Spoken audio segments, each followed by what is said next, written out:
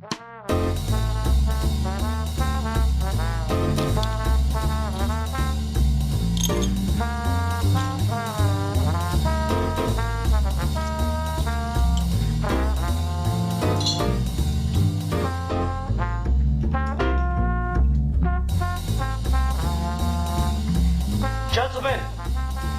the time has come once again to discuss things.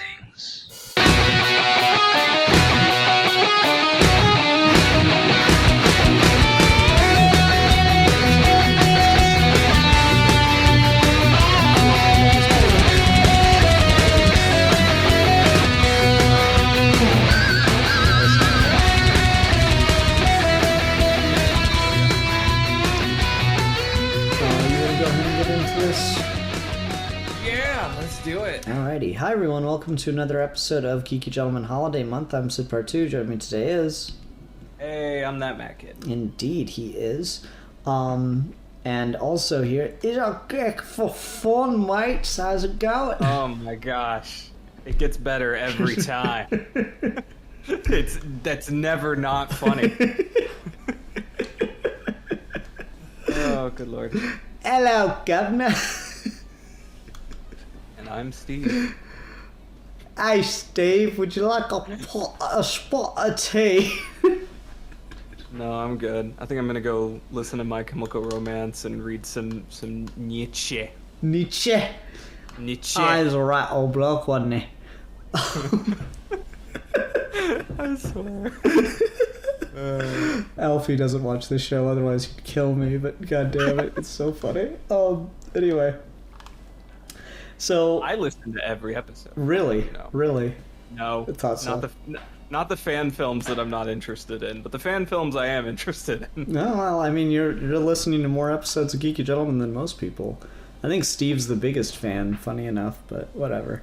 Yeah, so today we're here to do a double review, which I'm not surprised that some people couldn't make it. I found it funny that it's just you and I again, Matt, so that's hilarious. I know, it's great.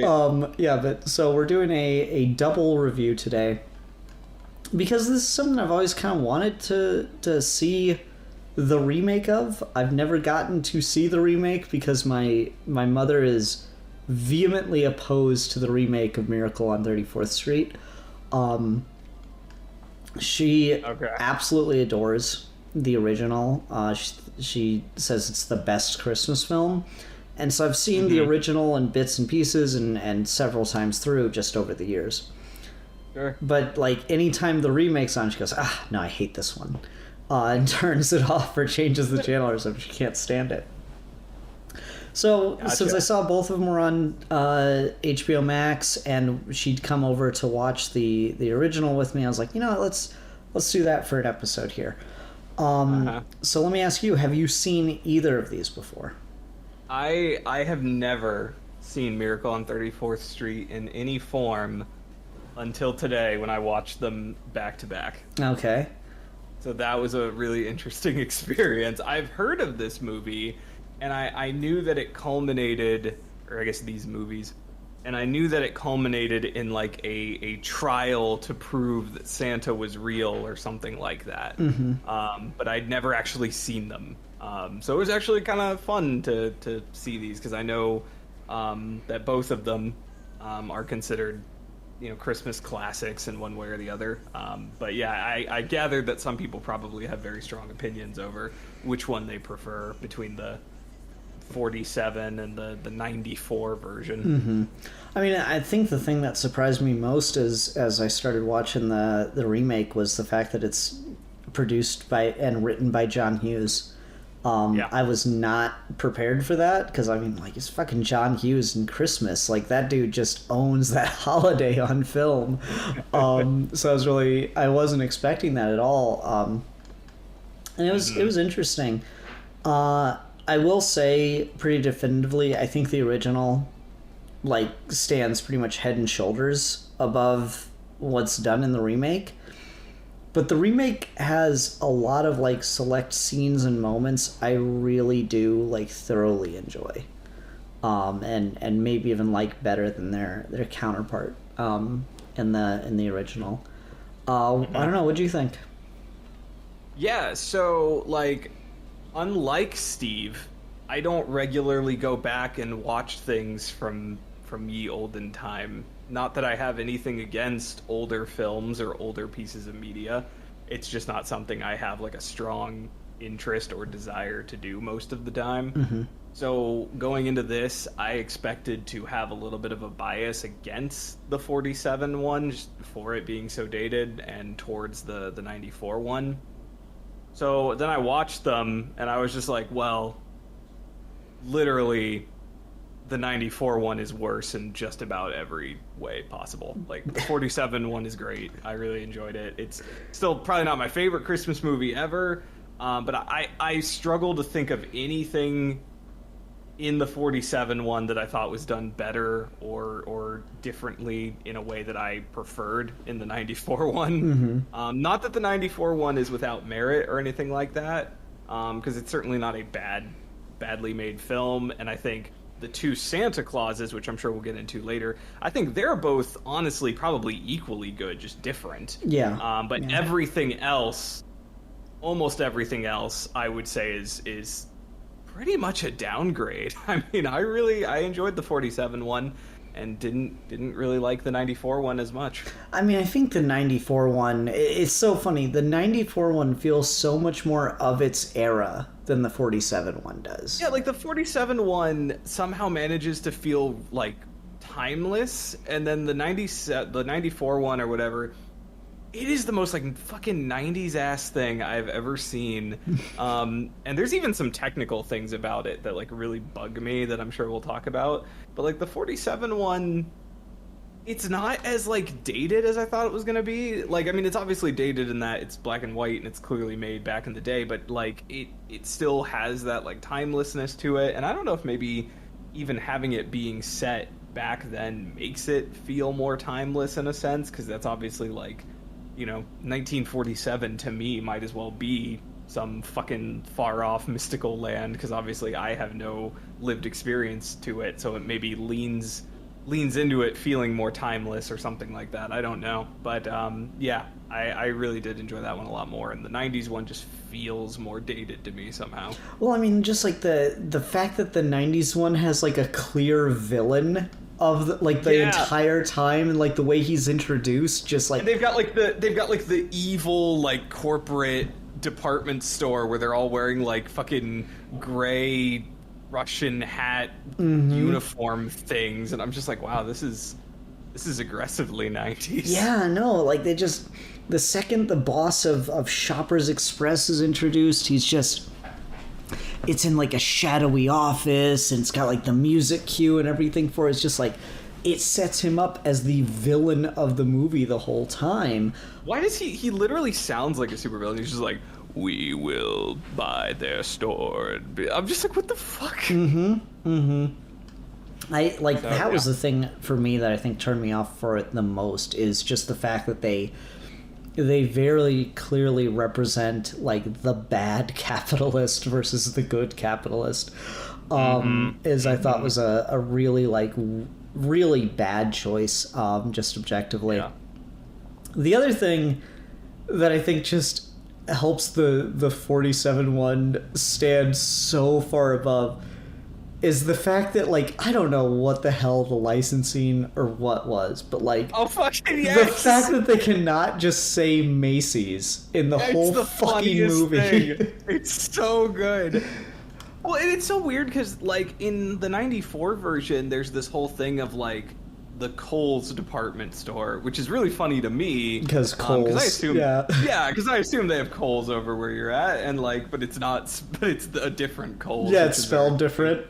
Yeah, but they're just, like, there's like a danger that Kohl's could get like bought out or whatever, but I'm like, but they have their own parade. Like, are they struggling or not? I'm so confused.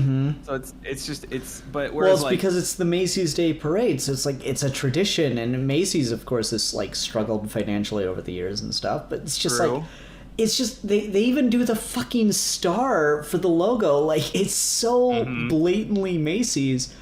I have no idea how they couldn't, like, okay, here's the thing for me that just gets me. if you watch the Macy's Thanksgiving Parade, when Santa shows up, they literally, like, the announcers literally say, and here it is, the miracle on 34th Street, Santa has arrived. It's like, the fucking Macy's is so intricately tied to Miracle on 34th Street as, like, a brand, as just a whole thing. Like, you know, can you imagine what other department store wouldn't kill to have a Christmas movie based around them? Like, shit, man. It's. I mean, that's one of those things that really makes it feel like a different time, because, like, when I was watching the original, and you know, there's like literally Mr. Macy, which is fucking incredible. I don't know if I'm assuming that's an actor, but I'm not sure. Well, yeah, just even like I don't know if it is him or not, but just that he is like a character. Yeah, like the fact it would be believable to put him in the movie, right? Like the fact that you have to question it is like exactly. And it's like, and I remember watching it, and I'm just like, there's no way they do Macy's in the '94 one. Like, they've gotta like cop out and like come up with like a generic department store. Because I was just like, there's no way that would happen today. And I'm not necessarily saying it was a good thing that it happened, because, you know, that is a little, you know, your whole movie is basically an advertisement for this company. And that's a whole thing in and of itself. But, like, you know, the Macy's Thanksgiving Day Parade, like, is a thing in real life. So, like, it's one of those weird things where it's almost more distracting for it not to be Macy's. It's very odd. It's one of those, like, catch-22 situations, I feel like. But yeah, it was very weird going from one to the other, going from Macy's to Kohl's, and not even the real Kohl's. Yeah, I know, and it's just like, it's 100%, it's trying to be Macy's, and it just like, it just sticks out like a sore thumb, and it makes the whole movie like I guess not the whole movie, you get used to it, but like that first act, just every time they say Kohl's, you're just like, it's Macy's though. Like, I feel like if you couldn't get Macy's on board with it, there was a problem from the get-go. Like, because I have to imagine it has to be that Macy's didn't want their name on it again for some reason.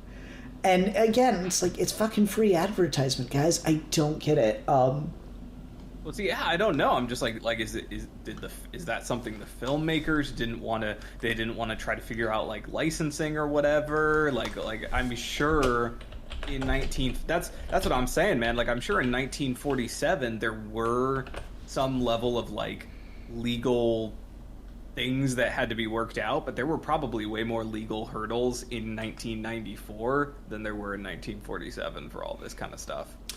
Like the original, this film was released by 20th Century Fox. The New York City-based Macy's department store declined any involvement with this remake, so the fictitious Kohl's became its replacement. Gimbel's had gone out of business in 1987, hence it was replaced by the fictional Shoppers Express.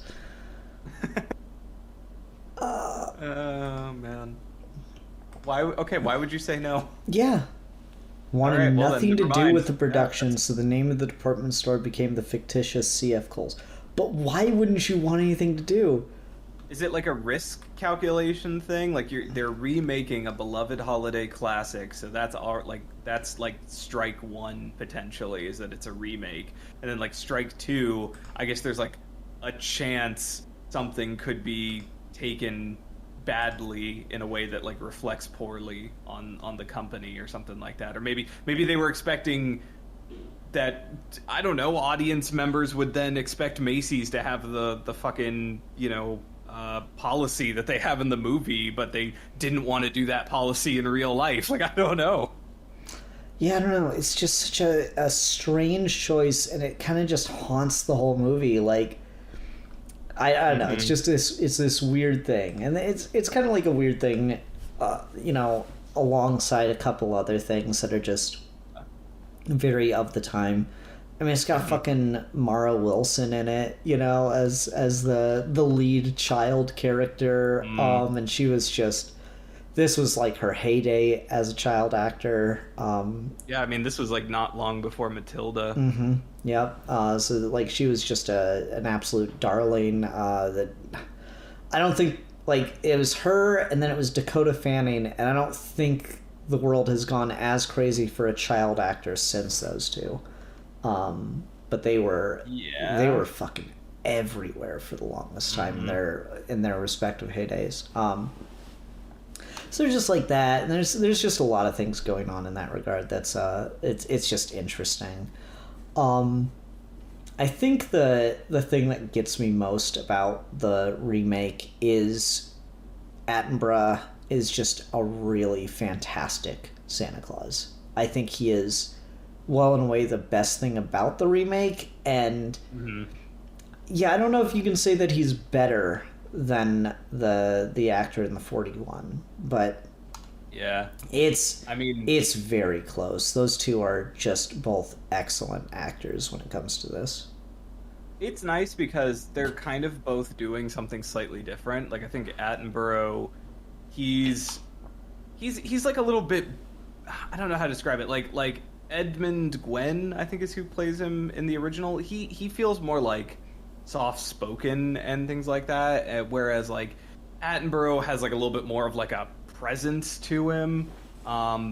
He kind of has like a deeper voice. I don't know, they're hard to compare because I just feel like they're doing two almost different takes on him, which is good because I wouldn't have wanted them to just be doing the exact same thing. But they're both really, really good. Yeah, no, I really like the performances there. But I think Attenborough's performance is the thing that saves this movie the most. And there's like choices I like. I do think it is, on an intention level, I think it's smart to focus a little bit more on like the budding romance between the mother figure and the neighbor character. Because that's something that just seems to kind of happen in the 47 film. I think it's nice to focus a little bit more on it, give it more time and devotion to screen time. But even that being said, what they show you is like probably one of the worst choices they could have made to try to get character motivations across. That whole proposal scene is super fucking awkward for both characters. It's so awkward, and it feels like it comes out of nowhere. And I guess it's supposed to, because like I feel like you don't really like. I feel like you're supposed to get a sense that these are two people who have known each other a while, and I mean, like, you do get that, but like you don't see them together much up until then, and it's. And he's got this whole bit that just rubbed me the wrong way about how he was like always there for them and never asked anything in return and things like that. I'm just like, well, I feel like you kind of are right now. Like there's a very nice guy energy to that scene that like really rubbed me the wrong way. Yeah, no, like he's really charming, and I think he plays like a really good character throughout the entire movie, except that scene. That scene is just like nightmare. It's funny because like neither movie is super great in that regard, because I really do like the performances on both sides. I honestly think I probably like the performances better overall in the 47 version. But as far as like the relationship between Walker and Brian, I think. Brian. As far as their relationship, you know, you either get almost no time devoted to it in the original, or you get bad time devoted to it in the remake. And like, and the mother character, she doesn't really get off any better in either one, because like in the original, you've got her being like very cold about like how she's raising her daughter to like not believe in fairy tales and stuff like that, and in like a line of dialogue, it's pretty much just revealed that she's just like that because a man broke her heart and she's upset about it. Yeah. And I'm just like, oof, big oof. And like the second one doesn't quite go that far, but like this weird sort of domestic bliss in the suburbs being like the be-all end-all of it is still there, and I just kind of hate it. But maybe that's just a personal thing. I don't know. Like that's the thing, is I like aspects of how this movie wraps things up to do like the the Kris Kringle arranges a wedding and gets them the house and everything. I like those ideas, but I don't like the execution so much. Because in the...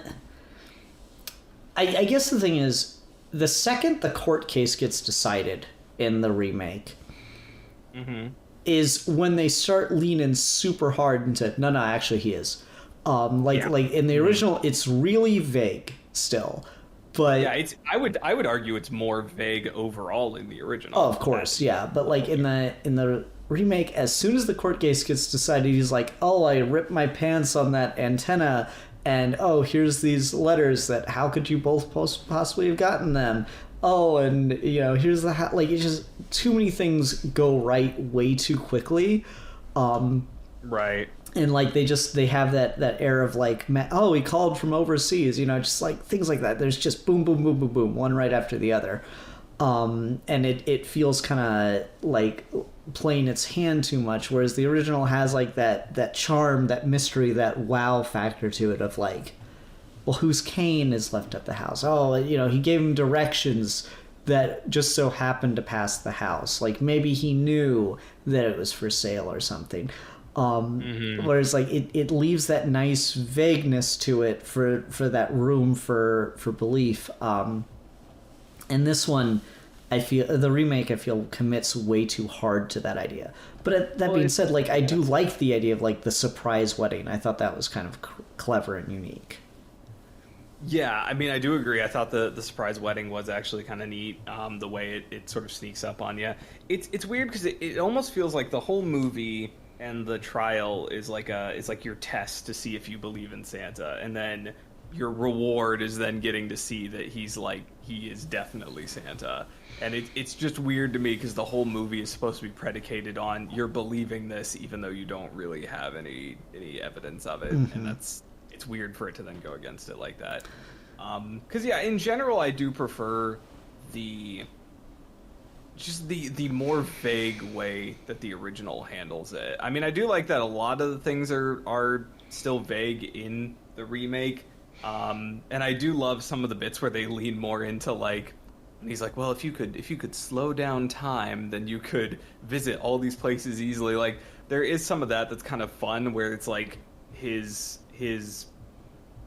Santa magic or Santa delusion seems to be a little bit more thought out in the remake, which is kind of fun. You get more Santa lore, but I do overall prefer the vagueness of the original.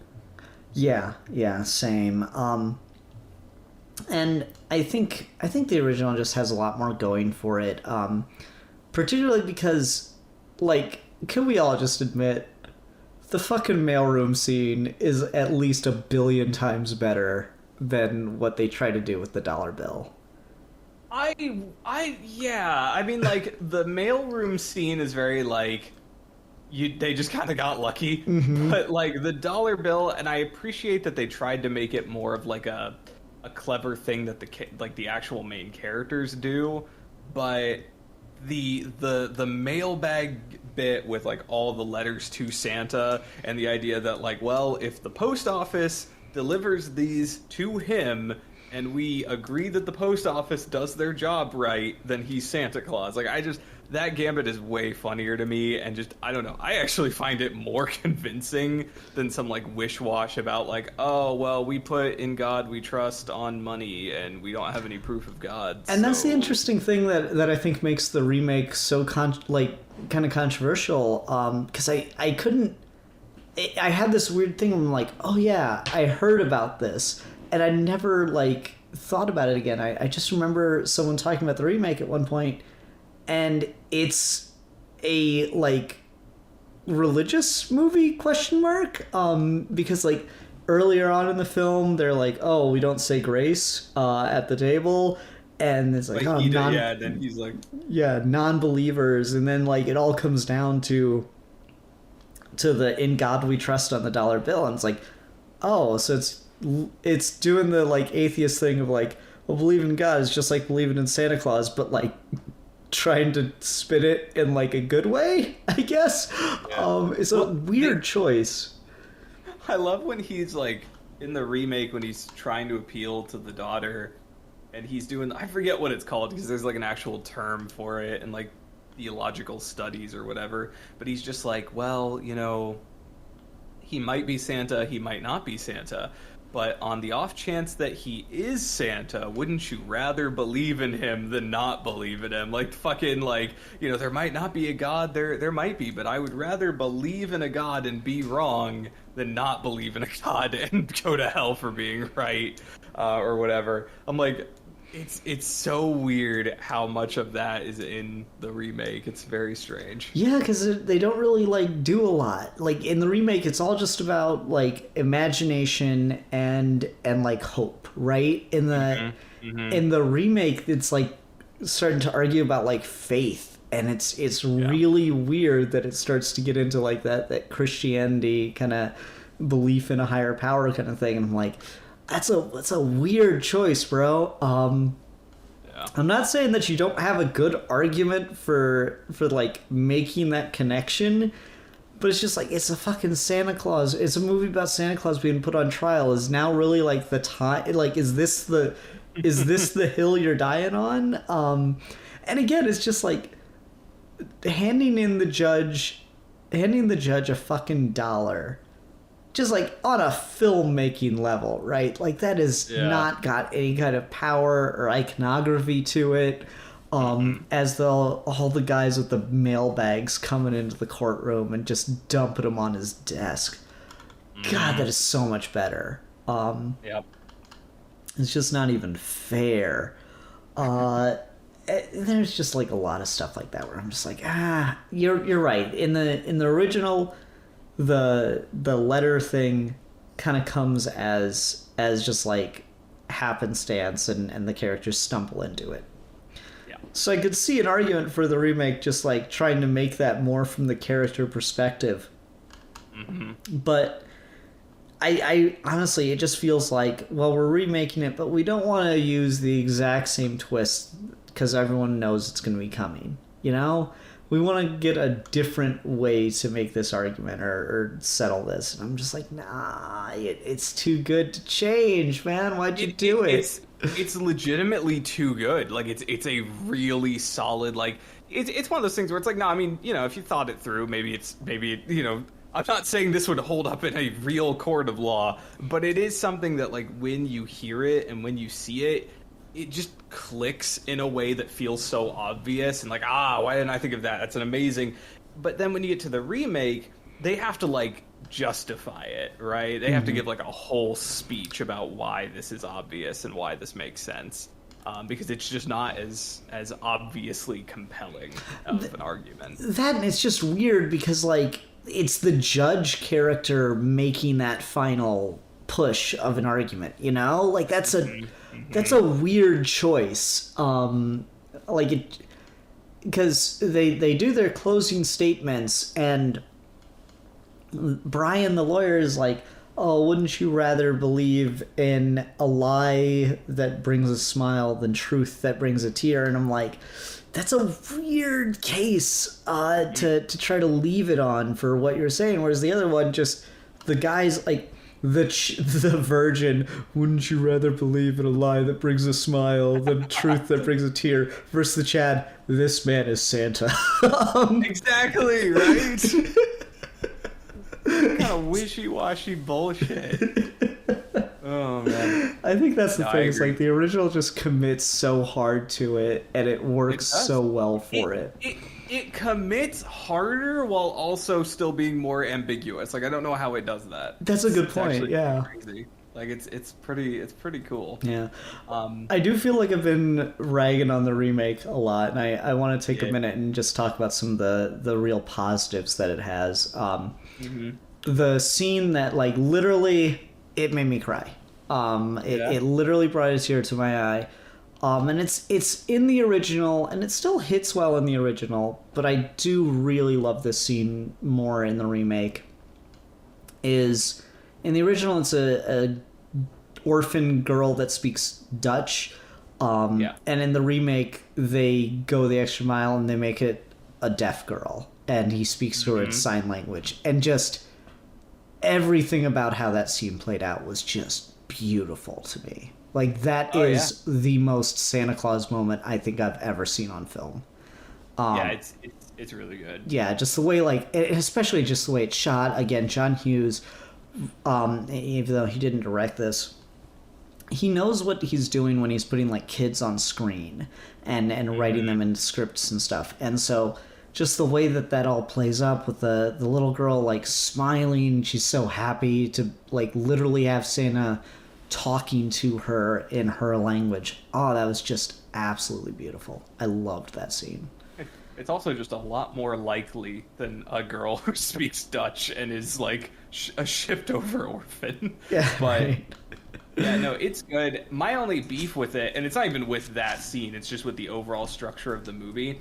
The sequel, and I'm not trying to rag on it more, but the remake feels a little bit more bloated than the original. Mm-hmm. And so you have that scene, but then you also have the scene where he's talking to the daughter and he's telling her, like, how many different languages he knows. Yep. And I'm just like, I don't know why we needed both of these. I feel like you could have cut that first one and just had the sign language scene, and that would have been fine. I think the argument I'd make there is, and it only really works because it's a remake. Because I feel like that's a pretty iconic scene, or a really memorable scene, if nothing else, from the original. So people are kind of expecting it to happen. And I feel like that's a bit more of a, oh, this will be the part that you think you're getting. And then they come in and just flex much harder with the deaf girl. Is the argument I would make. Like, if I were tasked to do, like, a remake of a film or, like, an iconic thing, I feel like that would be the reasoning for doing it, is you put in a misdirect because of the expectation, and then you deliver even harder later on. Is I think the best way to have done it. And I really, really do like that. I think it's a beautiful scene. I wish that we didn't cut away to the Susan character as much as we did. I get why it happens, but I feel like one cutaway at the end of it, or maybe just putting her in one of the frames as opposed to cutting away to her reaction, would have been a lot better. Because it's just such a sweet moment, and you kind of do want to just see him sign throughout the entire thing, and the fact that it's just cutting away to voiceover as he's, as he's apparently signing, I just feel is a weaker choice in that regard. Mm-hmm. Yeah, I can see that, and I definitely agree about the way the scenes actually cut together, for sure. Another scene that hits me pretty hard is when he goes to visit him at the, like, wherever he's being held, at the, like, prison or whatever. Mm-hmm. 'Cause that scene in the original, it's good, but, like, seeing how... Because one thing they do in the remake is that they really show how upset he is about, like, the charges leveled against him and, like, his, like, what's happened to him. And part of that is because in the remake they really play up the, like, they play up the pedophile angle, and they kind of and it, like, just how defeated and how upset he is about, like, what it's done to his name as Santa Claus and stuff like that. I think that hits really hard. I think it hits a little bit harder than it does in the original. So I think that's really well done as well. Yeah, I do think, like, as much as I don't like this movie having a villain, I do think that the way that we get to Chris hitting someone, or, well, I guess that's the distinction, is he never actually hits anyone. He goes through for the swing, but it's, like, blocked right before he gets arrested, and he goes to swing the cane at the same guy earlier in the film, but he never actively hits anyone, compared to what we get in the 40s version, where he goes and he hits the psychologist. And it's not that the stuff with the psychologist is bad, but it definitely feels much more like it's introduced to create conflict as opposed to feeling like a natural source of conflict, if that's fair. Yeah, they really they do a good job in kind of, especially with it being a remake, to open and have a pretty early on scene where like Santa looks like he might get like confrontational with somebody and have that like foreshadowing in there. I think that's actually a really smart move, especially like I said as a remake, because you know that that's going to end up being like the crux of the whole thing. And honestly, the way that dude is such an absolute fucking dick, and obviously he's being paid to be, because otherwise he would just be unrealistically dickish. Well, I mean, not even though, because I mean he did kind of, in his mind, lose his job because of Chris, but I do like that. I think that does work really well. The only thing I like maybe slightly better in the original is that he's not really hitting the guy because he's upset with what he's saying about him. It's almost like he's like defending the like kid he was talking to, because he sees that, and I do like that a lot, because there's this kid who's like, you know, I'm inspired by Santa, and I like to dress up like Santa, and I like to go out and give to people. And so for Santa to then have someone so cynically look at that and say that there's obviously a selfish or messed up reason for him to do that, I think that also really makes sense for him to get defensive and to get upset by that, because it's just him being upset with that level of cynicism. And so I kind of like that in the original. He's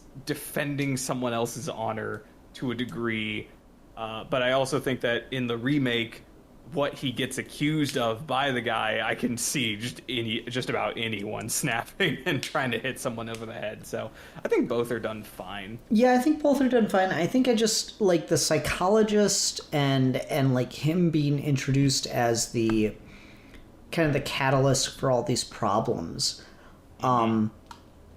I feel just isn't quite as natural to the way the story had been set up. Which is, I don't know, it's a flaw in some regards, but it's also a positive, because I've been saying that I don't like that this movie has a clear-cut villain, and the original really doesn't. It's just kind of like circumstance and like human doubt and stuff. Like even the psychologist isn't a villain, he's just kind of pathetic, you know? Like he's less than in the original. Whereas here the corporate entity is clearly in the wrong. The corporate boss is clearly the worst guy, and he's hired this evil Santa to smear good Santa's name. So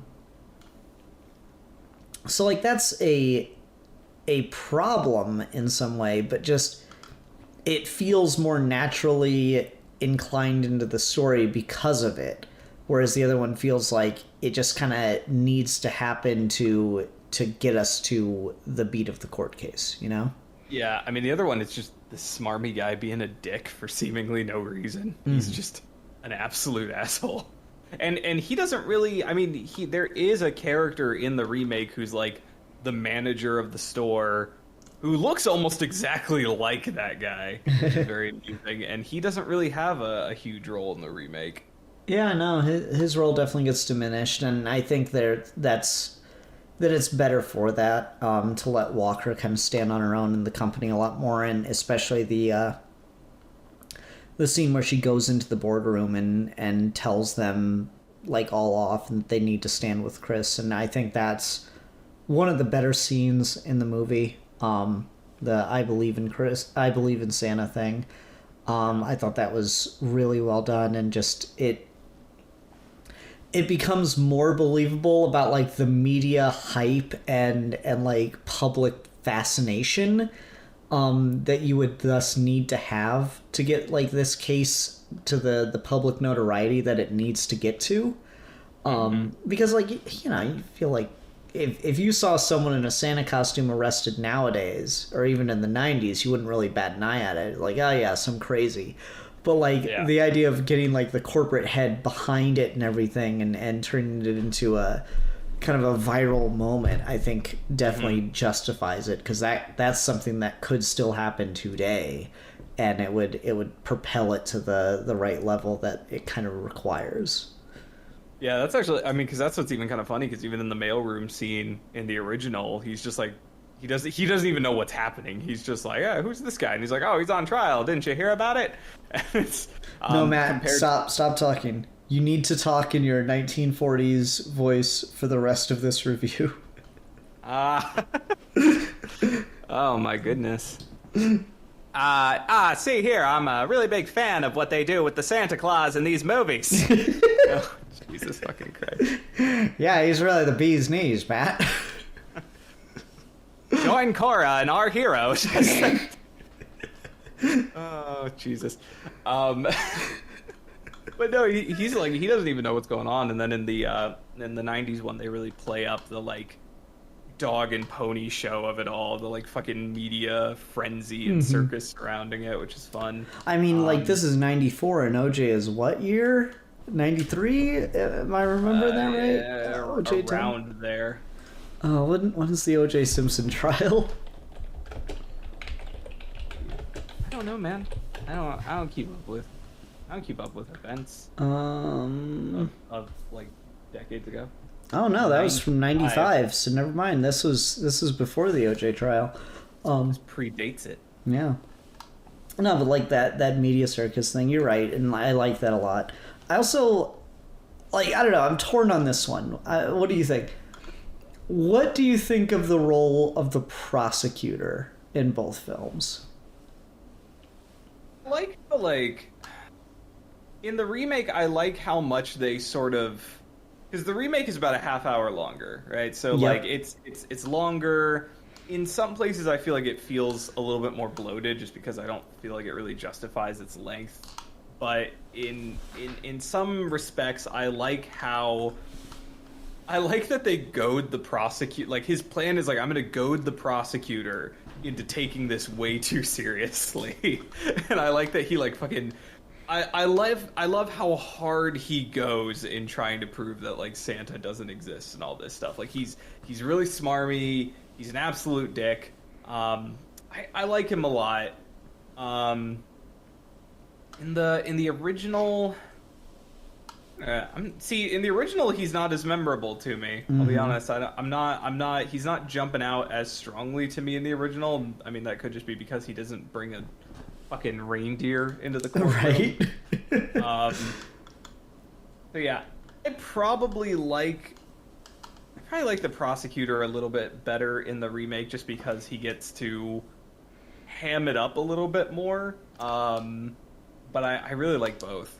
Yeah, I don't know. I'm torn on it too, because I think what it is the prosecutor in the original basically has like no balls to him. He's kind of like pathetic from the moment you meet him, and he just like he's just getting like dunked on throughout the entire court case, even though he's got it all on his side, right?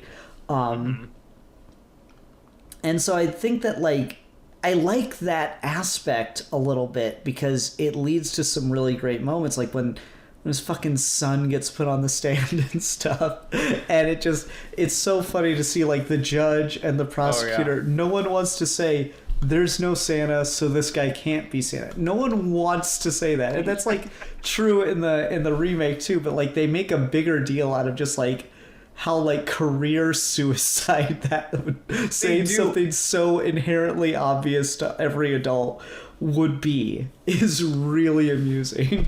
I also love the bit in the original when they put like Mr. Macy himself on the stand, and he's like getting examined, and he's like, in his mind, he's like, well, I can't, if I say that he's not the real Santa, then there's going to be newspapers saying that I'm admitting that our Santa is a fraud. Like, I love the like mental hoops he's going through when he's being questioned. It's great. It makes me laugh every time. Like, freaking anything with Mr. Macy in that movie is so good. I love it. Yeah, that's great. Like, I think the judge in the original gets one of the best lines of the film, and I can't remember it verbatim, but he's like, the personal matter of whether or not there is a Santa Claus is a controversial choice that, of course, there's a topic of much controversy, and the court will not need to rule one way or the other. in that regard or whatever it was. It's just like, it's the fucking legal opinion of saying I'm not going to declare that there is no Santa Claus. Yeah, exactly. Is really good. Is a personally held belief that this court will not rule upon. I really like that. It's just, I think that the prosecutor in the remake, though, gets to be a lot more, not necessarily realistic, but like, he gets a lot more power of presence on screen. Like, I don't think he's ever blatantly laughable. Like, even when his wife's on the stand, is when he's at his most like laughable, and then he comes back hard. Yeah, I mean, he feels like a much more real threat. Like, I feel like the remake goes out of its way to like really back Santa and Brian into a corner, whereas in the original, he definitely, like, the prosecutor just never at any point takes this seriously, because we never really give him the chance to, and so in the remake, having him like get serious out of spite and really get himself into a position where it looks like, you know, our heroes might actually lose, I do think that does work for what they're going for. Yeah, for sure. And I think it works really well to see just how well everything comes together for them, by comparison. Like, they have a tougher hill to climb in the remake. Things are just taken more literally. I do think, like, I don't know, I'm torn on this one too, because I like the whole political scheming that's going on with the judge in the original. I think that's really, like, you get a lot of comedy out of that one. It's just like every time they cut over to like his election manager or whatever, or a campaign manager, and he's just like, no, don't. It's really, really funny. But at the same time, I think that like it is maybe a bit more wise of a dramatic decision to not put the judge in that like box in the remake. Is the judge comes off as more impartial and willing to go along with either side, but it's like you've just got to make the argument. I thought that was pretty fair, and not necessarily a better decision, but that is a new direction to have taken things in that I think pays off pretty well in regards for the remake. Yeah, I mean, I agree. I do like I like the judge in both. I also like, there's a lot of things in the remake that I don't think are better. They're just different in cool ways. Like, I like that in the remake, the whole policy, because like it all kind of centers around that like policy of, you know, redirecting customers, because Santa's very much like, well, I don't really care where the kids get the toys as long as they get them. And I kind of like in the remake how they actually let Walker and her coworker be the ones who sort of take that idea from Santa and present it, as opposed to the way it's done in the original. I think both are fine, but little wrinkles like that kind of add a little bit more flavor to the remake than just doing every beat exactly the way it was. Yeah, I do agree that I think that's a stronger point for it, and it helps just differentiate things. I do think it was a bit disappointing not to see, you know, like the equivalent of the Mr. Macy's and Dillard like shaking hands with Santa Claus and stuff. I was a little disappointed they didn't bring that like kind of moment back in. I also love.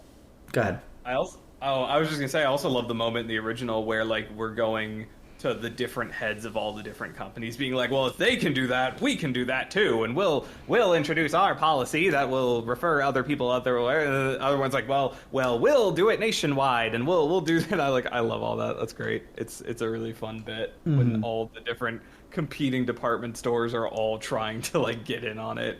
Because in this you really just have Kohl's and you have the evil Kohl's. Shoppers Express.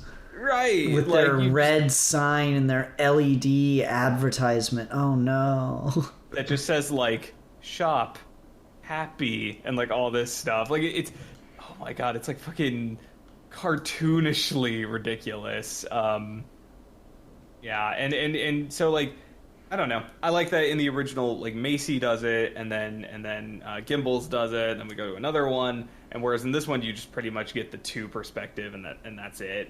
It makes it feel a little bit. Again, simpler. it's that thing of the fact that they clearly can't name any single store, right? Like the fact that for whatever reason they could not get a corporate sponsorship on board with it.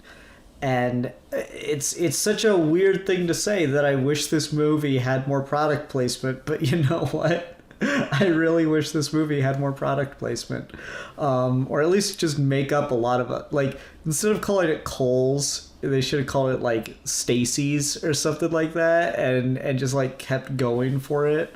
With just every company that they named, they should have just kept like leaning into it. Yeah. I can see that too. I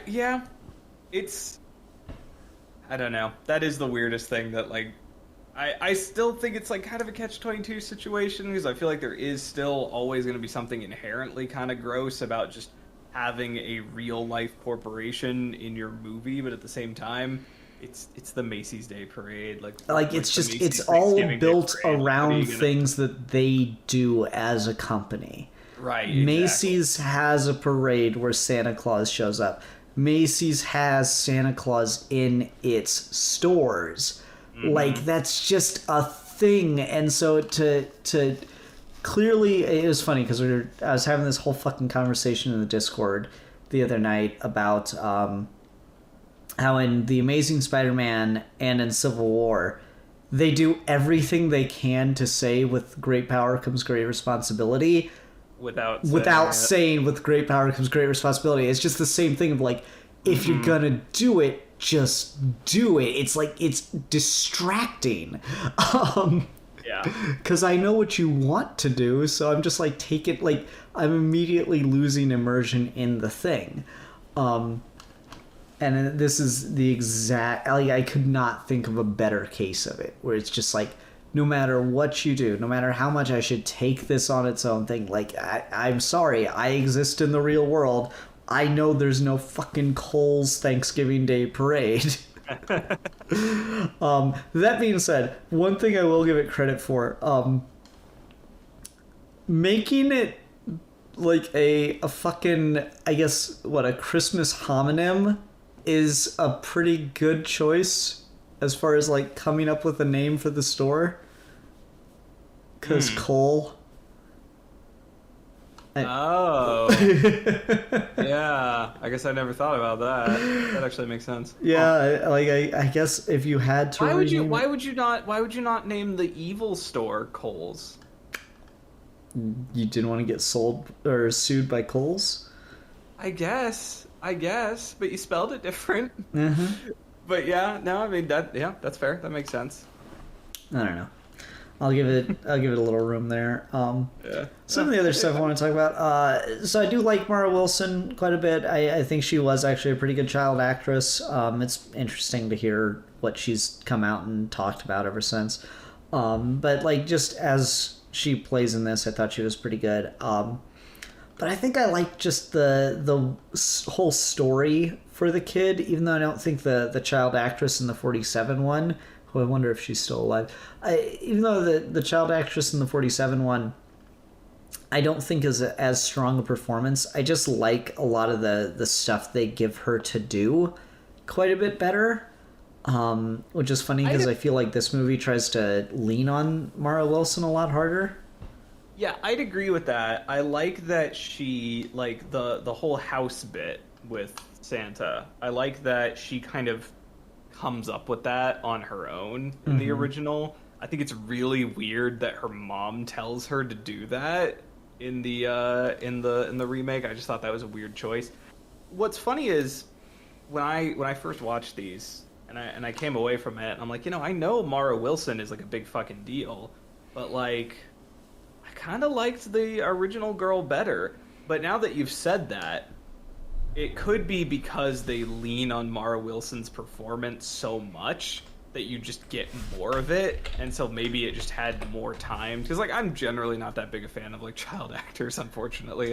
It's very rare that I find them anything but annoying, and so like I don't know if maybe her having more screen time just made me get slightly annoyed with her more than the original. But like I don't know, I really like the performance of the original child actress a lot. I think she very successfully feels like a very weird, like super logical little girl, whereas Mara Wilson does, but I don't know. I feel like the original girl sells it a little bit better, but maybe that's just me, and that could just be Mara Wilson getting more screen time. I don't know. Yeah.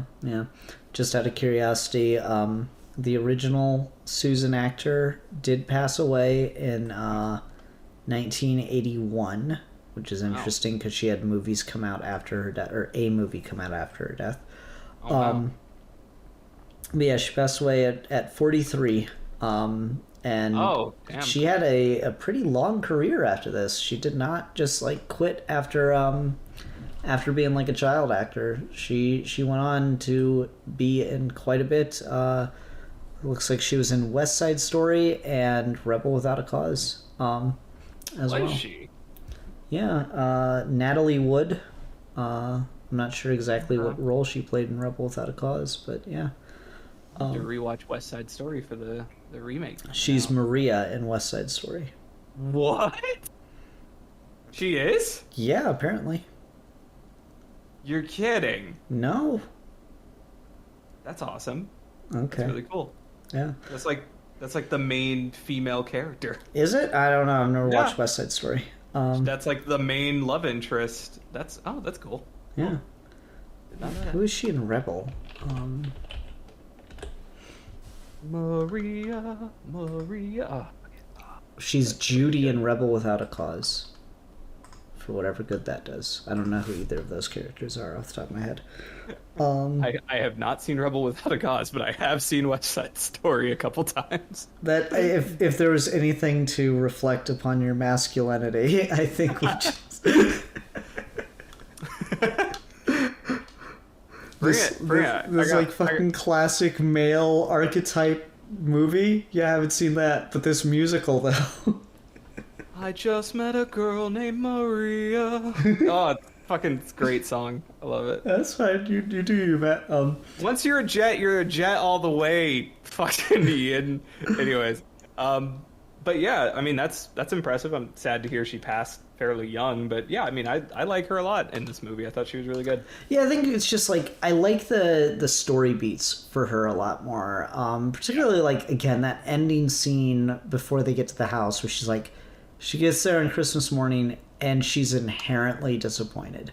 Because I think like every kid has kind of felt that when like you were really hoping for a thing and it just didn't happen. And so you kind of feel down about it. And her mom just tells her, no, you must keep believing. Like I really like the heel turn her mom has in the movie in the original compared to here. Mm-hmm. But just that you must keep believing in him. And she's like, I believe. And she's like, so clearly doesn't. And then just the fucking house and just her reaction and everything that gets to happen. But also, just outside of the ending, like, I really love just how straight-laced she is in the original from the get-go. And how you slowly see that coming apart.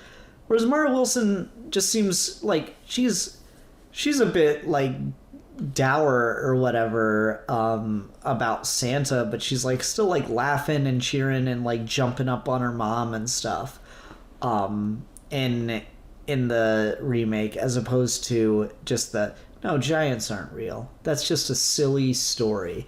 I went down to play with the children in the basement, but they were all pretending to be animals, and I won't do anything to pretend because that's just silly. Like, I like those moments a lot more.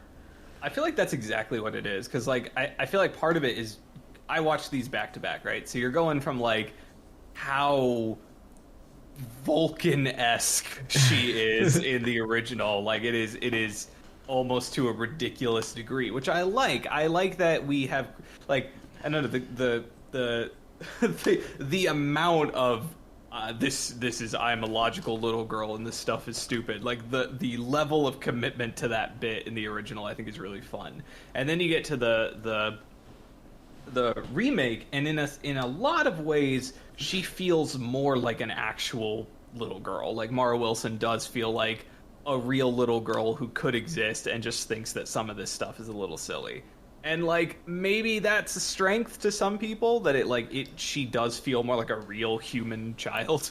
I don't know. I like how much of not a real human child she feels in the original. So yeah, it's just the like, oh, I don't play those silly games. And I think that like works better because it shows like kind of the, because there's this idea, right, that like believing in Santa is like pathetic, or it's like it's for silly little children and no one should do it, and like it's just part of becoming serious and grown up is learning that Santa isn't real. There's like a bite to that, right? Like if you're a kid and you find out that Santa isn't real, like that's your moment to like react to it. And if you cry, then you're pathetic. And it's like, I found out Santa wasn't real when I was 3 years old, and I said fine. You know, like that kind of reaction that people have. Like there's a toxic masculinity kind of vibe to it. And so I just thought it was interesting, and I feel it just hit better to see someone who just starts at that place of, oh, Santa isn't real, and you see how not indulging in fantasy as a child is like deeply affecting her, and it's making her antisocial, and it's making her less active and less just pleasant. And like she's perfectly polite, but she's not pleasant. She doesn't have childlike wonder. Right. And I think that kind of hurt it a bit. Mm-hmm. Definitely. Yeah, and I mean, I really like the bit where, like, I love his little monologue that he has with her about, like, her imagination and, like, all the different things she can do with it and things like that. Oh, that was a great scene. I can't believe I forgot about that one. No, you're good. Yeah, like that whole bit where he's like, do you want to captain a ship heading off to China and then fly down south with the birds or whatever? And I'm like, I'm just like, this is so effortlessly charming, and I don't know how they're doing it, but it's so good. I love it. You do get a couple kind of like Santa monologues in like Richard Attenborough. He gets that whole like monologue with the mother where he's like talking about what Santa like means on like a bigger than them level, like on a more philosophical level, and like, yeah, but I don't know. For me, that doesn't hit as hard as like when he's talking to the little girl in the original, and he's given that whole like speech about imagination. But I'm also just usually opposed to characters giving speeches about what they stand for. So, but I really love that bit in the original. Mm-hmm. Mm-hmm. It's very good. Yeah, no, I think that is a really good scene. And like, I think he gets to have a little bit more fun. I think to your point about like giving speeches, I think he gets to have a little more fun in the original of just being Santa than he does in here. Like oh yes, I'll try some of this bubble gum, and he gets it like stuck in his beard. Like that's really sweet and fun. And here it seems like he's a little too wrapped up in like serious Santa business or something. Well, yeah, it's like it gets too caught up in like what Santa means that there's less just Santa being a fun character. Mm-hmm. And yeah, I love the bit with the gum is hilarious because I have a beard and I used to chew bubble gum, and that has literally happened to me before. So I've never been able to blow a bubble with bubble gum. Oh really? Yeah. I taught myself how to whistle, taught myself how to blow bubbles, really just anything to annoy my parents I taught myself how to do. So, so that's why you're bisexual. Yeah. I had to teach myself how to suck some dick at a real early age. Yep, that's it. That's exactly this is gonna piss my dad off so much. Sweet. Oh man. Yep, that's it. You got it. 100% correct. But yeah, I mean, I think that, like, gun to my head, if I have to choose which Santa, probably the original. Mm-hmm. I really like Richard Attenborough, though. I like He's Jurassic good, Park. man. I like Jurassic Park, man, as Santa. He's really good. There's no good. denying it. No, both very, very good. But yeah, there's something about the original. I think I think it really all does come down to writing. I think when I was saying earlier about how, like, I feel like the original is a little bit more understated. I feel like a really good example of that is how they're introduced, right? Because, like, in the original, he's just like walking, and the first time someone else really gets to talk to him is like when he's like, "Oh, you've got it wrong. You've got to move this one, and this, and Prancer belongs over here, and whatever." And then how he, like, gets to become Santa is just walking up to that guy and just being like, "You're drunk. You need to stop this." Whereas, like, in the original, you do have that scene with the kid, but, like, the first time Susan or whatever, or the mother sees her, he's, like, in the sleigh, like, doing the whip, and he's, like, laughing, and he's, like, really big, bigger, larger than life. So, like, I just feel like they're two very different approaches that just both work equally well. Yeah, no, I think they all do really hit. It's just, I think it just comes down to writing. I think the original is just, first of all, it's shorter. And I really hesitate to think of a movie that needed to be longer, ever. I mean, I agree. I'm a big proponent of just media being shorter in general. Yeah. I ain't got time. But, like, yeah, especially, like, I don't know. This is a Christmas story. It should basically be a little fairy tale. I do not need to sit down for 2 hours plus on Christmas Day to watch a movie. I should, like, any movie that you expect me to watch on or around Christmas Day needs to be an hour and a half or less. That's all I'm saying. Yeah, no, I really think that, like, just anytime a movie's cut down and shorter, it's automatically got a pretty strong advantage. Because, like, you always want a short movie to be longer. You never want a long movie to be longer. Like, there really comes you talk to the Snyder fans? That's true. And look how bad that is. Well, there's this idea that, like, movies just need more stuff, and I'm like, movies are not, like, collections of lore. They have to have, like, pacing and a point and shit. So yeah. Okay, but hear me out. What if instead we just have 3, like, Aquaman groupies sing for entirely too long, and we don't cut or move the camera? Sold. Here's like $1 million. Thank you. Thank you. Here's however much money okay, I'm gonna need more money. That lasted 3 seconds of filming. I'm gonna need at least no, but you can film it in your backyard and use green screen. God, what a fucking piece of shit. Yeah. Anyway, I think that we're getting to the point where we want to wrap up. But I think just the movie, the original it benefits from being shorter, so it's just got a tighter script. It just knows what it's doing. It's an original. Like, it's not based off a book or something. It's an original film. Which is pretty crazy. Yeah, it feels timeless. Yeah, no, it just comes out of nowhere. It's got, like, a really unique and quirky premise and ideas, and I think, like, a lot of things have tried to capitalize on what the original does, like, especially with that, like, last big reveal with the post office. Like, it's not necessarily just, like, that's a legal movie trope, right? Is, like, everything's stacked against him, and then, like, the last minute he pulls out some crazy thing that saves the day. And I'm not sure how much that was a trope before this movie, before the original.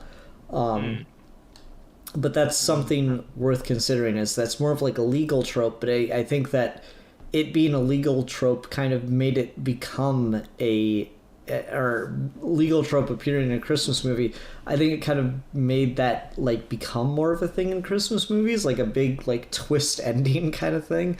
M. Night Shyamalan should direct a Santa movie. Anyway, but like I feel like that's something I've seen in a lot of like Christmas movies, and it seems pretty easy to attribute it, at least in part, to the original. I don't know. Definitely.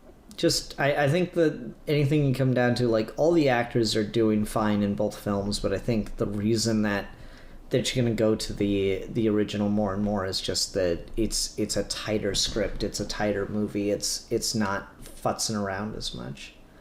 And they also use the name rights to Macy's.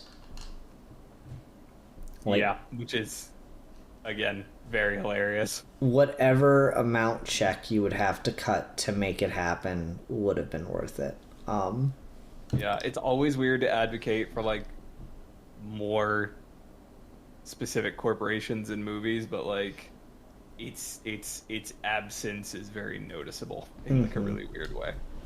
Yeah. Well, I think that's going to do it for this episode. We can go ahead and go on to ratings. Matt, what would you rate this? Let's do one for each movie. What would you rate the original and the remake of Miracle on 34th Street? Original, probably like 4 out of 5. 4 out of 5. Fuck, I don't even know. I guess Canes. 4 out of 5. Kris Kringle Canes. It's a classic. It's great. I don't love some of the motivation stuff with Walker, and there are some things that are just kind of like, ugh, like she has like a black house servant, which is kind of fucking weird, but whatever. Yeah, this movie is somehow like less racist than A Christmas Story, which came out way later. Like I don't know how they pulled that off. Wait, A Christmas Story's racist? The Red Ryder BB gun movie. Yeah, because like at the end of the movie, they go eat at a Chinese restaurant. Oh yeah, and like, they get the okay, yeah, you're right, you're right. There's just some like of its time stuff revolving her and her relationship with like previous men, and you get a little bit of that in the remake, but like overall, I think the original is really good. 4 out of 5. Definitely give it a watch. Sequel, or the remake. I guess I would give it like 3.5 courtroom reindeers out of 5. Maybe I'm being a little harsh on it, but I think it's good. I think it's solid. All right. Yeah, for me, I'm pretty much in agreement with you. Like there are small problems and definitely dated stuff with the original, but it does still really hold up really well. So I'd give the original 4 out of 5. X-ray machines, because that's one of the things that gets them. That is not a fun one, I'm sorry. And then the remake, I think I'm going to go a little bit lower than you. I'm going to give it 3 out of 5 not Macy's Thanksgiving Day parades, like completely different Thanksgiving Day parades that take place in New York City on 34th Street. There you go. Yeah, that's what I'm going to do. There you go. I wonder how much like logistical work that takes. Is like you gotta think about you gotta like shut down the whole street in fucking New York. That can't be easy. No, but it's also probably one of those things that like you're planning for it for a whole year, right? I mean, yeah, true. You gotta know what's coming. True. Yeah. All right. Well. Matt, do you want to pick another holiday movie to review, or do we want to refer to the unreliable group chat? All right, well, if I'm picking it, it's going to be Jingle All the Way with Arnold Schwarzenegger. That's fine. All right. I don't mind. Jingle All the Way with Arnold Schwarzenegger, motherfuckers. All right, Jingle All the Way. We're watching all of my favorite Christmas movies. I'm fine with that. Might just be you and me again, so we'll see. Oh man, I'm looking forward to it. Yay, Jingle All the Way. I just watched it. I'm gonna watch it again. Oh god. I love to hate this movie. Okay. Well, everyone, thank you so much for watching. Until next time, I'm the Philosopher. I'm the Santa erotica lover. Actually, I really hate Santa erotica. Why? Well, I like Santa lingerie. I guess more lingerie than erotica. I see it all the time and I hate it. Cause I'm like, why are you trying to make Santa sexy? Like, he's a big, jolly, happy man. Have you heard of bear culture? I mean, yes, and I get that. I believe me, I get that. But I'm just saying that, like, I don't know, like when I think like hot, sexy lady lingerie, I think like elf lingerie, sure, but like Santa, like I don't know. I don't get it. Okay, all right. Duly noted. Thank you. I'm gonna send you a sexy Merry Mrs. Christmas. Claus lingerie costume for Christmas. Fair enough. but like bear, because like I get bear culture, but that's never what it is. It's like women's lingerie that looks like Santa Claus. Like if you gave me like sexy lumberjack Santa, like Well, sure. it's just like a Christmas, like it's usually just like a red velvet like nightie and like the Santa hat. Is that necessarily like Santa Claus, or is that just Christmas imagery? Well, yeah, I mean I get that, but it's always got like the poofy white trim, and it Yeah, makes and me that's like think just it's like I feel like that's just Christmas imagery at this point. I don't okay, know. I'll concede that. I will concede it. It's just a hang up of mine. Okay, all right, fine.